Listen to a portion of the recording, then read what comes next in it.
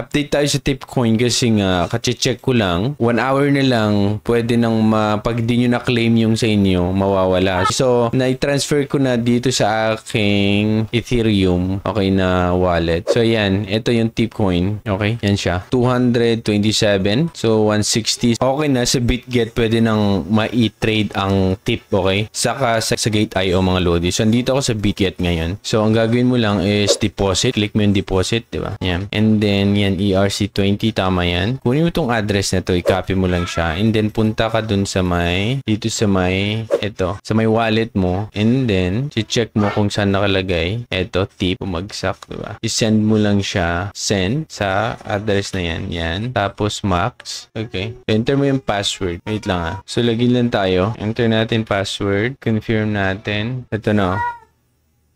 Ito siya.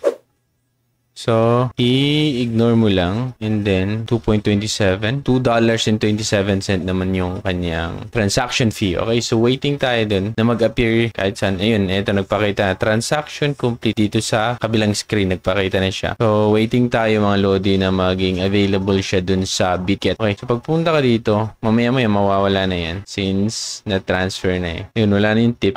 Wala na yung tip. Validating na siya. So, dito, inaantay lang natin na ma-validate. Mamaya-maya papasok na to sa ating BitGet account at anytime pwede mo siyang i-trade kung gusto mo. So, ang gagawin mo, dito tayo sa BitGet account, na-transfer na natin, di ba? So, punta ka lang dito sa my spot account. Click mo yan. Then, spot account. Makita mo yun yung Tipcoin. Ang gagawin mo is trade. So, pag click mo trade, mapupunta ka sa trading platform ng BitGet at dito mo na siya ibebenta. Pag tignan mo, mga lodi, umakyat siya ng bigla tapos di ko lang alam, in the near future siguro pwedeng may bumagsak pero sa tingin ko, yung gamit kasi nito is pang tip. Kumbaga, may makikita kang gamit na pagdating ng araw, especially kung may mga ibang social media katulad ng Twitter, doon naman nag-start na kung saan bibigyan ka ng tip gamit ng Tipcoin. Utility talaga siya pang tip, kumbaga, okay? So, makita mo, hindi pa tapos, okay?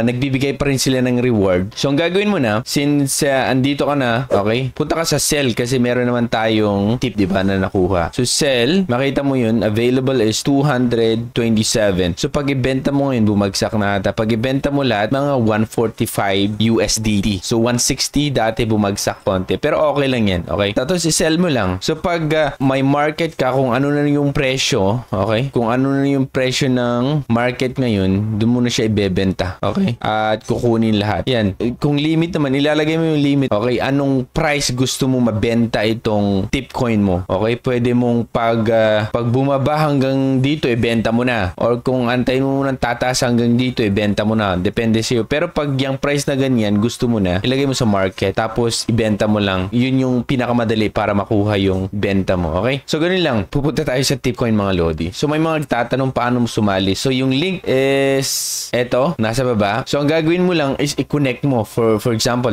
mag-log out tayo Kasi meron akong video dati pero mayroon pa rin nagtatanong. So, pag nakapasok ka, log in to claim ka or di ko alam, sign up pa nakalagay. Basta i-connect mo yung Twitter mo. Once na, i-connect mo yung Twitter mo. Lahat naman ginagawa mo dun sa Twitter mo, nagko-comment ka, mga ganon. Nagko-comment, nagpo-post ka, tapos tinatag mo ang Tipcoin, tapos hashtag tip or yung sign na dollar, tapos tip. Pwede kang mabigyan ng Tipcoin. Okay? So, for example, open lang natin. Minsan, Lodi, mahirap makapasok okay? Kaya ganyan. Nahirapan siya Pero ulit-ulitin mo lang kasi ang dami talagang sumasali. Ang dami din sumasali. So, eto na. Medyo natagalan tayo kasi ang daming mga naglalagin mga Lodi ata.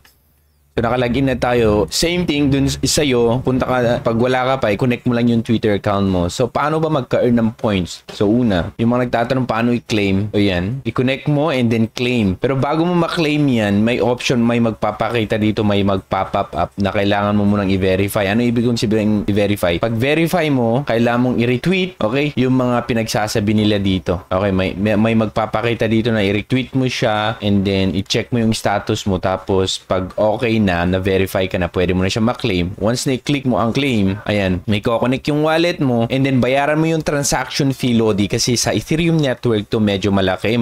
Sa akin binayaran ko ata $5 or $6, mga ganun lang, okay? So yun mga Lodi, ngayon ongoing pa rin sila, nasa Epoch 3 na ata, no? So ayan, ang Epoch ko pa konti, mukhang marami na ata kasi sumasali, pero continue lang tayo, tweet ka lang ng tweet, hindi yung, dapat mag-comment ka na may sense din para mas maganda, hindi kung ano-ano lang, kasi minsan may comment ka ng comment, matatag ka as bot, delikado yun, hindi may bibigay, kasi may mga ganun may mga account na kahit naman winner out nila, kahit hindi bot, na tag pa rin as bot. So yun, kung swerte ka, swerte, kung wala talaga, malas, di malas, basta gawin mo lang yung part mo, kasi parang maganda yung kanito utility, unang utility, taga-tip ka lang, ibig sabihin win-win situation to sa creator, at the same time dun sa kanyang mga followers or dun sa kanyang mga fans. So every time may reaction na ginagawa yung fans, meron silang points na nakukuha, and sino ba naman ang hindi may gusto dyan, di ba? So yun yung gusto nating lahat. Ayun lang, yun yung opinion ko na merong patutungan itong Tipcoin in terms of utility, especially ngayon is puro social media na. So yan lang mga Lodi, ako si Trogi,